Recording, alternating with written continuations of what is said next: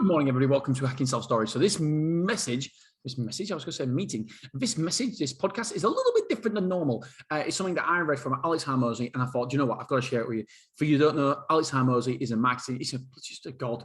He looks like a god. He's muscly, he's big. He's got a book out called $100 Million Offer. He's got Gym Secrets because he used to own a lot of gyms. Now he owns acquisition.com. He is legit one of the best business owners around. He is phenomenal. He's come onto the scene of the business scene in the last 2 years, and he's just taken it by storm because of how good him and his wife are. They are brilliant. And he was saying something about leverage that I want to share with you. I need to share with you. And it's, this is Friday. You can take it away. You can think about it, and you can think about, okay, how do I increase my leverage?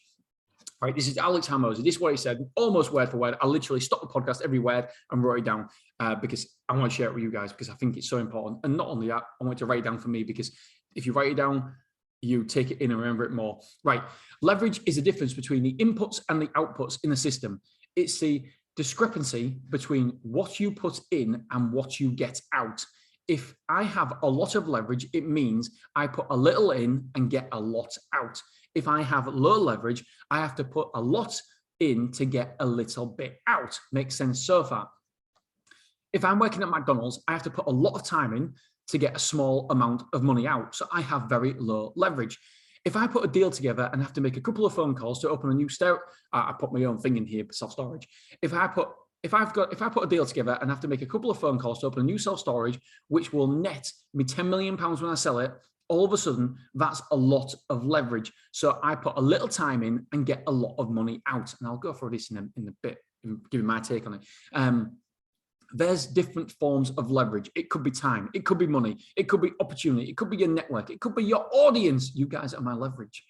You have to find a way to increase your leverage. It might be to pay someone to do the tasks that you don't want to do anymore. And the tasks that anyone can do, i.e. paperwork, and then therefore you can do higher value tasks, like higher leverage. That's what I do. I increase my leverage by paying other people to do the tasks I don't want to do, even down to cutting the grass. So I can go out, like the other day, I went to, I can't tell you where, but I went to have a look at self-storage because it could be possibly a new self-storage for me. So you have to increase your leverage. You've got to find low tasks and outsource them that give you low leverage. There's no point doing low leverage tasks. You've got to do high value, high leverage tasks that only you can do. So it might be to pay someone to do the task you can't do. It might be to put your podcast on TikTok.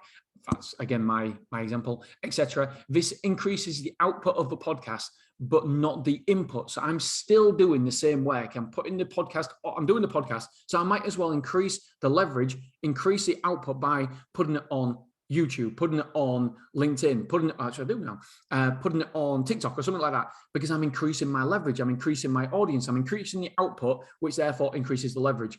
And I put here, leverage at work. Bigger the audience, the bigger leverage I have. Obviously, I mean, now for me, for the audience, people come to me with deals. The amount of finance that I get offered, and obviously we've got a deal with Premier Finance who sponsor the podcast. They've been amazing to me, absolutely amazing. So I don't want to and don't need to go anywhere else at the minute. That might change Premier Finance. And so make sure you still treat me well. And so that gives me leverage. It gives me leverage. People that approach me offering me money, which I've never had before. I've never had people say to me, we'll support you. Here's some money. I'm like, oh, that's fantastic. All because of a podcast, because it increases my leverage. And so the question for you is, how can you create more leverage and create discrepancies between those leverages? That's incredible. And so for me, I just want to reiterate a point here. I used to work at McDonald's. I don't think he said McDonald's, he might have said a coffee shop, but I used to work at McDonald's. So I was earning £3.87 an hour at McDonald's. I hated it. I had to put a lot of time in to get a little money out, £3.87. Now I'm very, very fortunate because I only do high value tasks. I consider this a high value task, high leverage task, because it gives me opportunities I wouldn't normally get. And there's a certain amount of input. It might be 10, 15 minutes, but then the output can be exponentially because certain people could hear it. You know, it's fantastic. But not only that, I'll give you what I did yesterday, for example. I got in my car because my team was doing the day-to-day running of the company. So that allowed me to increase my leverage. I increased my input. I put my input was still a day's work, but the output was huge. The output I get out of working in the office dealing with customers is going to be very, very minute. Anybody can do it, but my team can do it, so I don't need to do it. So therefore, I was going out and looking at a self-storage facility, the potential self-storage facility. It might not work out, unfortunately, on this occasion, which is gutting because it's perfect. Somebody's got there before me. It's not self-storage, but never mind. But it allowed me to go there, and it had been a self-storage facility that had made, I don't know, £100,000 a year. And let's say we sell at 8 times multiple. Who knows what the multiples are going to be? But that means that day, it's not just that day, but that day was the catalyst of it all, and it's given me £800,000. So it makes a huge difference. There's another example I want to give you. Just one moment, a minute. I was going to say, so leverage, it doesn't have to be like, for example, me driving out. That is quite a high leverage task that could potentially get £800,000 in net profit when we sell. In net profit, it could get £800,000 when we sell. Attribute to the whole sellout. If we sell, by the way, God knows if we're by the way, not interested in anyone getting in touch with me about selling, because it's we're just the very, very start. It's 20 years time, maybe, but who knows? Kids might come into it. I don't know. Anyway, so you might be thinking, oh, that's all very well done, but I can't do that. But what I call it as well is, for me, my team allow me to learn. So, for example, I just bought a YouTube course which cost $500, and I'm going to go through that because I want to learn about it. So it could be a course, it could be reading a book. Leverage comes in all forms. For me, knowledge is the biggest leverage that we've got. You learn something once, and then you take that forever. So for me, I go and read a book. I might take a course.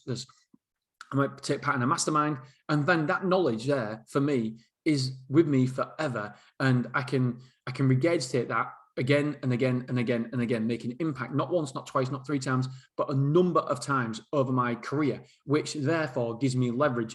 And so there's all different types of way of creating leverage. But for me, I keep saying for me, I'm well aware I say it all the time. For me, I'm like, oh no, not again. Anyway, for me, damn it.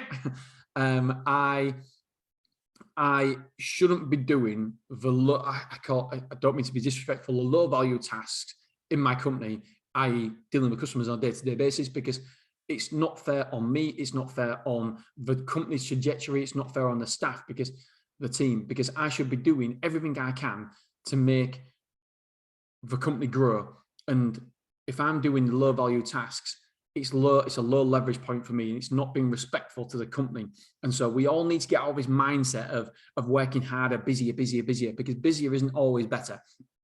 Busier could mean scrubbing the toilets at the storage and saying, well, I don't want to do anything that I don't want my team to do anything that I'm not willing to do, and all that bullshit. That's bullshit, because you're not doing the best. Yes, it sounds good. It's a great soundbite. It looks good on LinkedIn. Of course it does. Everyone, yeah, thumbs up, heart emoji, But you wouldn't get Richard Branson doing that, because it's low leverage. Anybody can do that. And I don't mean it disrespectfully. Anyone can do it. I mean that we should only be doing high value, high leverage tasks. As you get higher and higher in the company, that's what you should be doing, because it's the best for you. It's best for the companies, ultimately best for the team as well, because they shouldn't want you to be doing that, because you should be focusing on doing other things to bring in the extra money. Yes, it looks good and it's good for team morale every now and again, but you shouldn't be doing it all the time.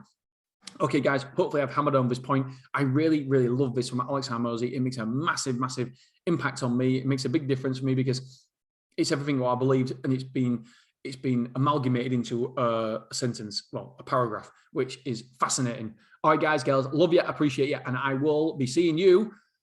I don't know what day is. It's Friday. Have a great weekend. I'll be seeing you Monday. Shout out.